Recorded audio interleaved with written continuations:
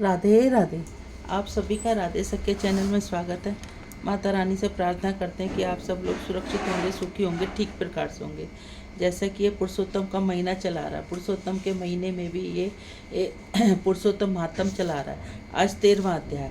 श्रीमन नारायण नारायण नारायण, तुलसी नारायण नारायण नारायण, हे नाथ नारायण वासुदेवा, हे नाथ नारायण वासुदेवा। राधे राधे। ऋषि कहने लगे, हे सूजी राजा दृढ़ध्वज को पुरुषोत्तम के सेवन से राज्य, पुत्र, पौत्र और पतिव्रता स्त्री कैसे मिली? योगियों को भी अति दुर्लभ विष्णु लोक कैसे प्राप्त हुआ? इसलिए आप विस्तार से इस इतिहास को कही। सूजी बोले, हे ब्राह्मण, आकाश गंगा की तरफ पवित्र करने वाली सुंदर पुरानी दृढ़ ध्वजा की कथा मैं तुमसे कहता हूँ। है देश का चित्रध्वज नाम के विख्यात राजा हुआ, जिसका नाम माँ तेजस्वी, सब गुणों से युक्त व सत्य बोलने वाला, धार्मिक दृढ़ ध्वजा नाम से विख्यात हुआ। वह दृढ़ ध्वजा अंगों सहित चारों वेदों को पढ़कर विधि पूर्वक गुरु की पूजा दक्षिणा देकर पिता के नगर को गया। अपने नगर में रहने वाला को नेत्रों का आनंद उत्पन्न करते हुए अपने पिता चित्रध्वजा को प्रसन्न किया। अब राजा चित्रध्वजा अपने मन में विचार करने लगा, स्त्री, घर, पुत्र आदि छोड़कर मुझको भी वन में जाकर हरि सेवन करना चाहिए। ऐसा मन में विचार कर सामर्थ्य राजा दृढ़ ध्वजा को राजपाट सौंपकर विरक्त होकर पुलक ऋषि के आश्रम में चला गया। वहां जाकर जब तप करने लगा। कितने ही काल तक तप करके चित्रध्वजा हरि के नाम को चला गया।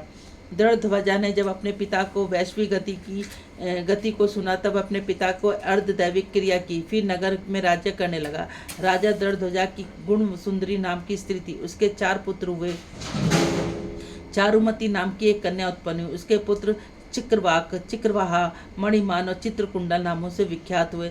श्री नारायण कहने लगे कि एक समय सोते उस राजा के मन में यह विचार उत्पन्न हुआ कि मेरा से सब वैभव किस पुण्य के प्राप्त हुआ है। न मैंने कोई जप किया है, न दान किया है, न कुछ हवन किया है। अपने इस भाग्य के कारण मैं किससे पूछूं? राजा के इसी विचार से सारी रात्रि व्यतीत हो गई। प्रातः ब्रह्ममुहूर्त में उठकर यथाविधि स्नान करके खड़ा होकर वह उदय होते सूर्य को अर्घ्य देकर, ब्राह्मण को दान आदि देकर प्रणाम कर वह राजा घोड़े पर चढ़कर तत्काल शिकार के लिए वन में गया।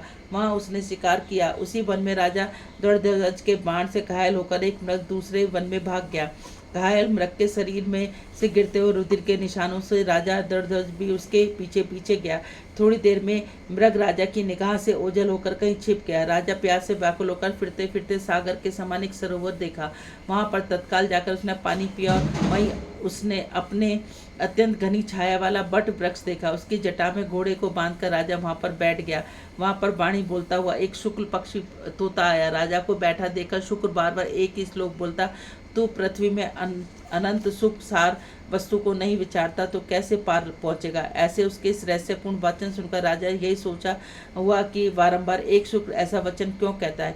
क्या यह शुक्र देवी है? मुझे मूढ़ को संसार सागर में डूबे हुए देख श्री कृष्ण का भक्त समझकर हम पर कृपा कर उद्धार करने आया है। वह इसी विचार में था कि तभी पीछे से उसकी सेना आ गई। वह तोता तो राजा को उपदेश दे अंतर्ध्यान हो गया। राजा अपने नगर में शुक्र के वाक्य स्मरण करता हुआ चला गया।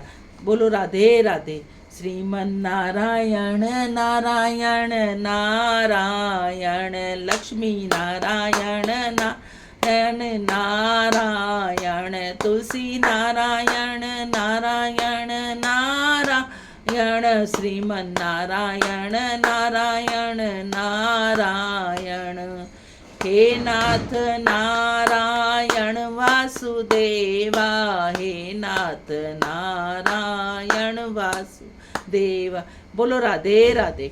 यदि आप सब लोगों को चैनल अच्छा लगता है तो इसको ज़्यादा से ज़्यादा लाइक करें, ज़्यादा से ज़्यादा शेयर करें। नए हैं तो सब्सक्राइब करें, बेल आइकन को जरूर दबाएं।